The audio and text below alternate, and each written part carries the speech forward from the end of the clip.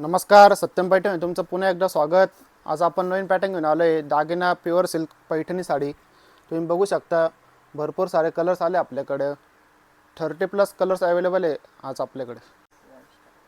एक साडी आज मी तुम्हाला ओपन करून दाखवतो.